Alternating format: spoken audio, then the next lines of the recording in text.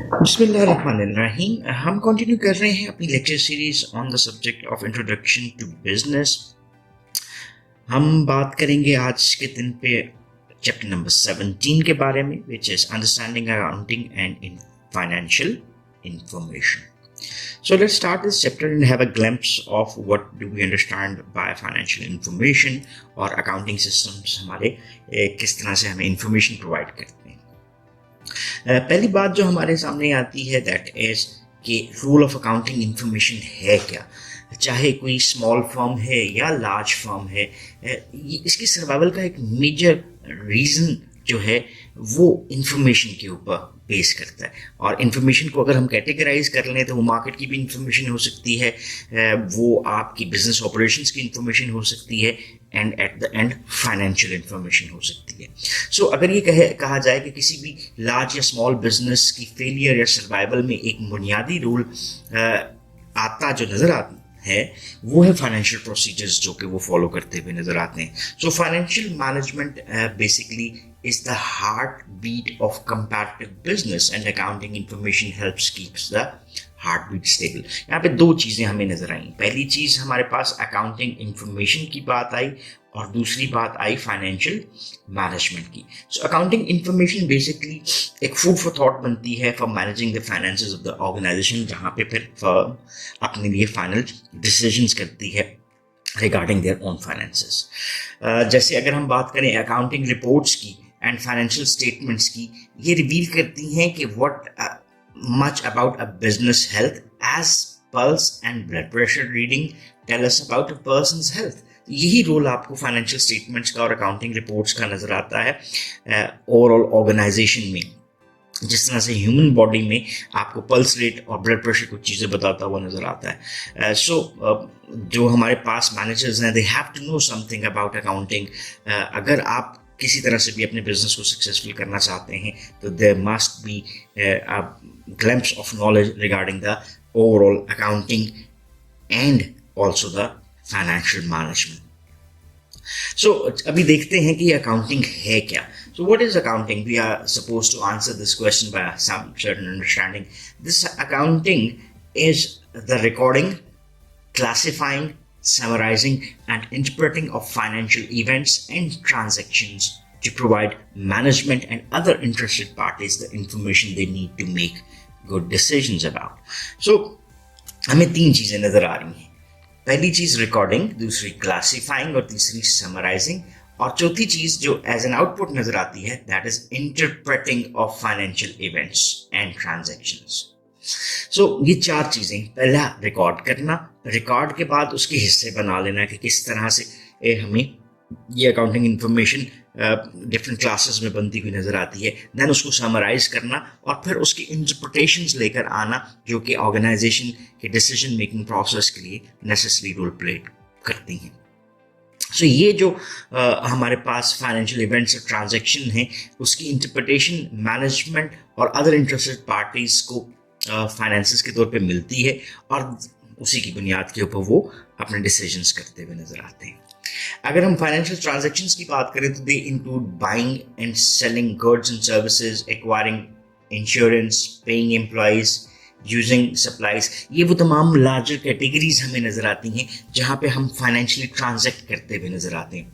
जैसे हम अगर रॉ मटेरियल्स खरीद रहे हैं तो हमने ट्रांजैक्शन की, हम सेलिंग ऑफ द गुड्स में इन्वॉल्व हैं तो भी हमने ट्रांजैक्शन की, अगर हम इंश्योरेंसेस ले रहे हैं तो हम ट्रांजैक्शन में इन्वॉल्व हैं, सैलरीज पे कर रहे हैं तो भी ट्रांजैक्शन में इन्वॉल्व हैं. All these are the sources of financial transactions. और यूजुअली हम क्या करते हैं, ग्रुप करते हैं all purchases together and all sales transactions together. देखिए कैटेगरीज बन गई. ऑल परचेजेस को हमने इकट्ठा रखा, ऑल सेल्स ट्रांजैक्शंस को इकट्ठा रखा, और जो मेथड हम यूज करते हैं to record and summarise accounting data into reports is an accounting system. So देखिए हमने कहा अकाउंटिंग क्या है, recording, classifying, summarising and interpreting of the financial events. और अकाउंटिंग सिस्टम क्या बना, जो मेथड हम यूज करते हैं recording, summarising of the accounting data into reports, ये हमारा क्या बनता है, अकाउंटिंग सिस्टम. सो एक मेजर पर्पस जो आपको नजर आता है अकाउंटिंग का that is to help managers make well informed decision. So इसको हम पहले भी ये डिस्कस कर सकते हैं। दूसरा रीजन है to report in financial information about the firm to interested stake holders.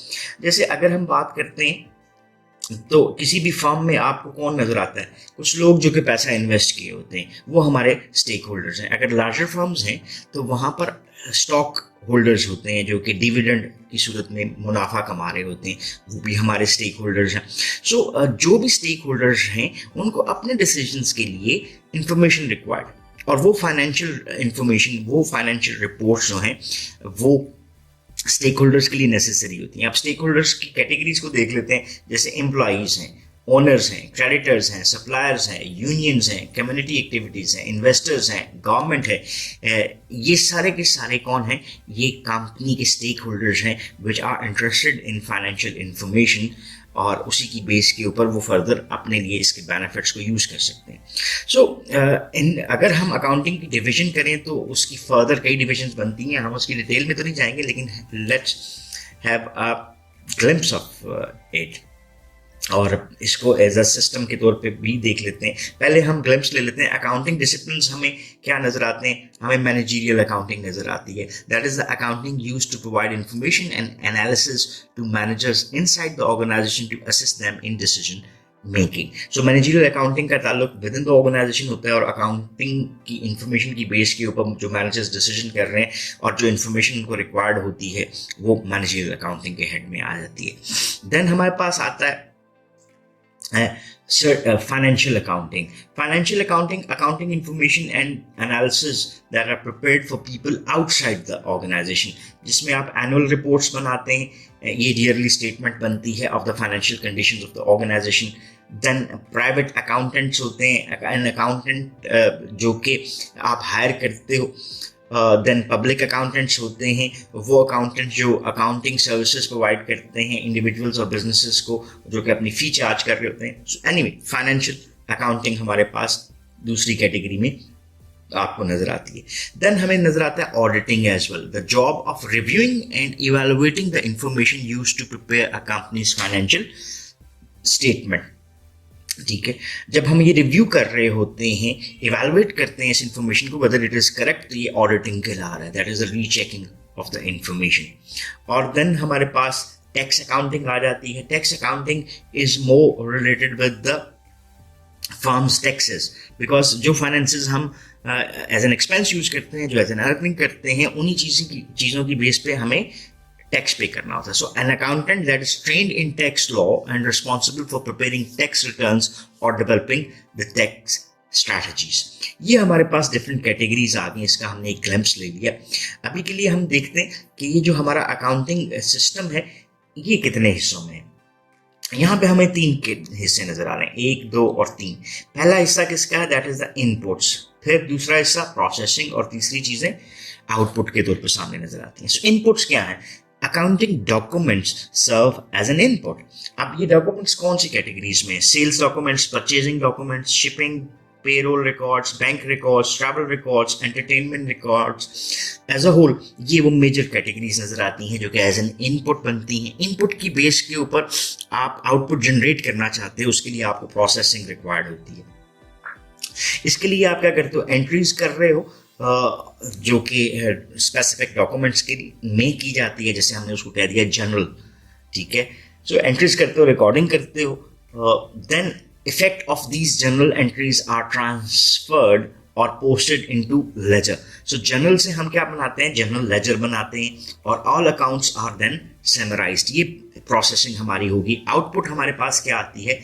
These are the financial statements. इसमें क्या आते हैं जी? बैलेंस शीट आ जाती है, आपकी income statement, statement of your cash flows, और certain other reports like annual reports जो आप डेवलप करते हैं। So this creates the overall accounting system.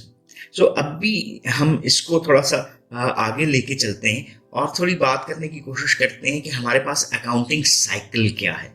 Accounting cycle basically is a 6-step procedure that results in the preparation and analysis of the major financial statements. जैसे अभी हमने accounting process की बात की थी, तो वो अकाउंटिंग प्रोसेस यहाँ से आपको कंप्लीट होता हुआ नजर आता है, इनपुट प्रोसेसिंग और आउटपुट की सूरत में। सो आपका अकाउंटिंग साइकिल एक 6 स्टेप का प्रोसीजर है जो कि रिजल्ट की सूरत में आपके सामने कुछ चीज़ें लेकर आता है, and these results are the major financial statements. इसको थोड़ा सा अंडरस्टैंड करते हैं, पहले इसके स्टेप्स को देख लेते हैं। पहले स्टेप में हम एनालाइज कर रहे हैं सोर्स डॉक्यूमेंट को, जैसे हमने इनपुट्स में देखा।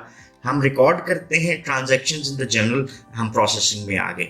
Transfer, post journal entries to the ledger, take a trial balance, prepare financial statements. ये देखें, अगर मैं इस प्रोसेस की बात करूं तो ये हमारे पास क्या है, ये इनपुट है, यहां से लेकर यहां तक हमारे पास ये प्रोसेसिंग चल रही है, एंड देन हमारे पास ये क्या आ गई, आउटपुट आ गई, और then we can analyze the financial statement. So financial statements में आपको 3 बुनियादी चीजें, बैलेंस शीट, इनकम स्टेटमेंट और statement of your cash flows, ये नजर आती है। अब थोड़ा सा जरा डिटेल में बात कर लेते हैं फॉर द बेटर अंडरस्टैंडिंग कि ये हमारे पास डिफरेंट जो सोर्सेज हैं और देन हमारी जो एंट्रीज हैं और रिकॉर्डिंग है वो किस अंदाज में होती हुई नजर आती है। रिकॉर्डिंग के हवाले से हम एक कॉन्सेप्ट यूज करते हैं, that is termed as a bookkeeping. So bookkeeping is termed as the recording of business transaction. Transaction क्या है, मैंने आपको पैसे दिए और उसके बदले मैंने मटेरियल खरीद लिया, तो ये क्या हुई, एक ट्रांजैक्शन हुई। इस ट्रांजैक्शन का रिकॉर्ड रखना पड़ेगा, इस प्रोसेस को हमने क्या कहा, bookkeeping. So bookkeeping is termed as the recording of business transactions in a basic is a basic part of financial reporting. So accounting, however, goes far beyond the mere recording of financial information. So accountants classify and summarize financial data provided by bookkeepers. So bookkeeping, हमने खातों का एक record रखना है, और then उस record रखने के साथ हम जो अकाउंटेंट्स यूज कर रहे होते हैं वो क्लासिफाई कर लेते हैं और समराइज कर लेते हैं उस फाइनेंशियल डाटा को जो बुक से उनको मिल रहा होता है, और फिर क्या करते हैं, then interpret the data and report the information to the management. So they also suggest strategies for improving the firm's financial conditions and prepare financial analysis and income tax returns as well. ये तो हमारे पास आ गया book keeper की बात। Book keeper ने ये book keeping की, ये फर्स्ट टास्क उसका आता है is to divide all the firm's transactions into meaningful categories. अब ये कैटेगरीज जैसे सेल्स डॉक्यूमेंट्स अलग होंगे, परचेज रिसिप्ट्स अलग होगी, शिपिंग डॉक्यूमेंट्स अलग होंगे। So being very careful to keep the information organized and manageable. जैसे हम किसी भी शेल्फ के ऊपर चीज़ों को वैसे ही नहीं रख देते, हम उसकी डिफरेंट कैटेगरीज बना देते हैं, यहाँ पर कौन सी चीज़ें, यहाँ पर कौन सी चीज़ें, और हर चीज़ को उसकी जगह पर रख रहे होते हैं। ये हमारे लिए ईजी है क्योंकि जब हमें उन चीज़ों की दोबारा ज़रूरत पड़ेगी तो हमारे पास उसकी आइडेंटिफिकेशन मौजूद होती है। सो यही कॉन्सेप्ट आपको बुक कीपिंग में अप्लाई होता हुआ नजर आता है कि जब हम उसकी कैटेगरीज बना रहे होते हैं। So book keepers then record financial data from the original transaction document. जो मेरे पास एक रसीद थी वो ओरिजिनल ट्रांजैक्शन डॉक्यूमेंट था, जो मेरे पास बिल बना, वो जैसे उसने कहा sales slips and so forth, into a record book और computer program called a journal. पहले आप बुक कीपिंग को सिर्फ किताबों पे समझते थे, अब आपके पास सॉफ्टवेयर्स भी आ चुके हैं। सो फॉर्म्स दोनों तरीकों में से जो यूज करना चाहें उसको यूज कर सकती हैं। सो जिस जगह पे ये रिकॉर्ड कर रहे हैं उसको हमने क्या कह दिया, journal. The word journal comes from the French word jaw which means day. So therefore a journal is where the day's transaction are kept. So आज के दिन पे जितनी भी ट्रांजैक्शन हुई उसको हम किस में नोट कर लेंगे, जर्नल में नोट कर लेंगे। So this is the record book, चाहे वो कंप्यूटर पे होगी चाहे वो फिजिकल बुक है। देन इसमें एक कॉन्सेप्ट आ जाता है मिस्टेक का। At times it is possible for us कि हम मिस्टेक कर रहे हैं, उस मिस्टेक को ओवरकम करने के लिए हम चेक एंड बैलेंस रखते हैं। ये चेक एंड बैलेंस हमारा क्या कहलाता है, double entry bookkeeping. So practice of writing every transaction in 2 places is called as double entry bookkeeping. So ये 2 एंट्रीज हम क्यों रिक्वायर करते हैं इन द जनरल और the ledger for each transaction, ताकि अगर कहीं पे मिस्टेक होती है तो उस मिस्टेक को दोनों एंड के ऊपर चेक किया जाता है, और अगर उसका जो एंड बैलेंस है वो सेम आता है तो इसका मतलब है हमने ठीक किया, और अगर कहीं पे डिफरेंस आता है तो इट आइडेंटिफाइज के there is some mistake in the whole of the process that we have followed. Then बात करते हैं, suppose a business wanted to determine how much it paid for office supplies in the first quarter of the year without a specific bookkeeping tool, that would be difficult even with accurate accounting journals. Therefore, bookkeepers use a specialized accounting book or computer program that is called a ledger. So in the ledger, they transfer or post information from accounting journals into specific categories so managers can find all the information about a single account like office supplies or cash in one place. So double हमने book keeping की, double entry book keeping की, book keeping से हमने journal बनाया और journal से information किसके ऊपर आ गई, एक स्पेशलाइज्ड अकाउंटिंग बुक के ऊपर जिसको हमने क्या कहा, लेजर कह दिया. नेक्स्ट स्टेप हमारा ये बनता है कि हम अकाउंटिंग साइकिल से एक ट्रायल बैलेंस बनाएं. That is a summary of all the financial data in the account laser that ensures the figures are correct and balanced. If the information in the accounting ledger is not accurate, the accountant must correct it before preparing the firm's financial statements. So using the correct information, the accountant then prepares the firm's financial statement, including a balance sheet, an income statement, and a statement of cash flows. That is according to GAAP. GAAP stands for Generally Accepted Accounting Principles. So हमारी ये जितनी भी accounting की practice हो रही होती है, उसको ड्राइव जो चीज़ कर रही होती है वो जनरली एक्सेप्टेड अकाउंटिंग प्रिंसिपल्स होते हैं. सो ये तो हमारे पास आ गया कि हमारे ओवरऑल अकाउंटिंग साइकिल किस तरह से एक आपको काम करता हुआ नजर आता है. So there is a usages of technology as well.